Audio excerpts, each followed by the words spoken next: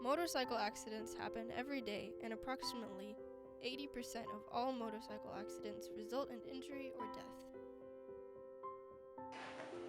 Hello, my name is Brian Tinker. Hi, my name's Nicole. I'm the daughter of Brian Tinker. I'm Chrissy Tinker. I'm the wife of Brian Tinker. On September 14th, 2012, I was in a motorcycle accident. I was on my way home from work. I was riding a motorcycle, and I just went through the intersection at a major road, Madison Street actually. And as I went through the intersection, the vehicles in front of me, I noticed a car in the oncoming lane had stopped and was waiting to make a left-hand turn. And as the truck in front of me passed that vehicle, that car took off, started to make their left-hand turn. I hit the brakes and tried to downshift, tried to actually steer over to the right, get some distance between me and the car, and unfortunately couldn't get stopped in time. Outside, I got a call, and I missed it. So I called back, and the lady didn't answer. The phone rang again, and I answered it. And the lady said, "Your husband's been in a motorcycle accident." And the year I had just was terrible. We lost several people in our immediate family, so my first thought was, he's dead.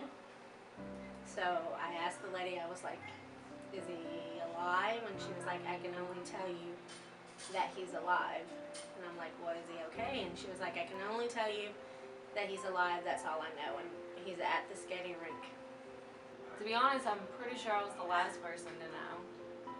I was with my nephew out at my best friend's house. My aunt was just texting me, asking me what was going on, and of course, me not knowing anything, didn't know what she was talking about, and was trying to get a phone to call her, and she's all crying and what's going on, and I'm like, I don't know what you're talking about. I remember trying to get a hold of my mom next, and then my other aunt answering the phone. They did tell me, he was alive, which was all that they knew at the time. A female officer actually sitting to my right, and holding my arm and saying that the ambulance would be here in just a minute, and that stay calm and of course try and breathe. And then again, I passed out, blacked out, however you want to say it. The next thing I do remember, they were putting the neck brace around my neck and loading me onto a backboard to load me onto a gurney to put me in the ambulance. I heard them say that they were going to meet Life Flight. So they airlifted him to Vanderbilt, and we drove up there. And when I went in there, he was bloody and hurt. And I saw his toe, which was terrible. And we didn't really know what other injuries. He had to have a lot of x-rays and a lot of scans. It was a very long night. Very long night, of course. Doctors aren't always too quick to tell you what is going on. I remember my mom telling me to get up around 4 or 5 in the morning to see my dad real quick before he went into surgery. Of course,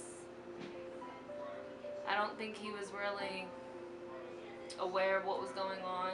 I remember the doctor coming in and asking, how I was feeling. I guess at that point, they had put a metal plate in my arm where it had broke my arm in the accident. So that was, of course, splinted and wrapped up. And my left leg, ankle, and foot was splinted and wrapped up. They said that they had went ahead and amputated my left big toe. We stayed at the hospital every night with him. It was very hard because he couldn't really do anything. He couldn't get up by himself. He couldn't move. Well, he couldn't get up at all then. It was difficult seeing such a strong person be dependent on somebody else. 3 days later, they actually let me go home, and I had to return a couple days after that to do the second surgery, which was the surgery to put a plate in my ankle and repair my ankle. Did that surgery. Only had to stay in the hospital for, I think, 2 days after that one.